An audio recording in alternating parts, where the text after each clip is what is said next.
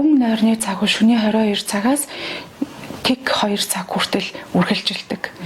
Энэ гүн нойрны үед хүний тарих хамгийн сайн амардаг, бие махбод маань энерги нөхөж хуримтлуулдаг. Дээрэс нь өсөлтийн давар хүүхдүүдэд ялгараад яг тэр 22 цагаас тэг 2 цагийн хооронд унтж байгаа үедээ хүүхдүүд маань өсөж том болж идэг. Насан туршидчдын хувьд ч гэсэн өдрийн турш гэмтсэн эд эсүүд маань тэр шөнийн гүн нойрны үед нөхөн төлждөг байх нь л дээ.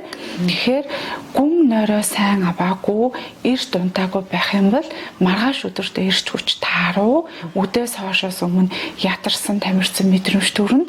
Өглөөдөө бас их нойрмоглох, ноцоорсон мэдрэмж төрдөг. Тэгэхээр өндөр болъё, тархиа илүү сайн хөгжүүлье, залуу арьстай бай, илүү эрч хүчтэй сэргэлэн цаваа бүтээмж сайтай бай гэх юм бол аль болохоор 22 цагаас 23 цагийн хооронд унтаж эхэлсэн байх хэрэгтэй.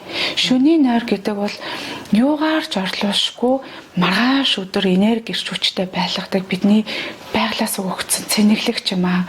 Одоогоор шинжлэх ухаан хөгжөөд нойрыг орлохоор тийм одоо супер энерги нөхөгч, супер одоо нөхөн төлжүүлэгч одоогоор нь нэгдэггүй. Тэгэхээр бидний хамгийн супер одоо энерги нөхөгч маргааш өдрийг маань эрч хүчтэй байлгадаг зүйл бол нойр. Тэр дундаа 22 цагаас тэг 2 цагийн чанартай гүн нойрыг авах хэрэгтэй бид.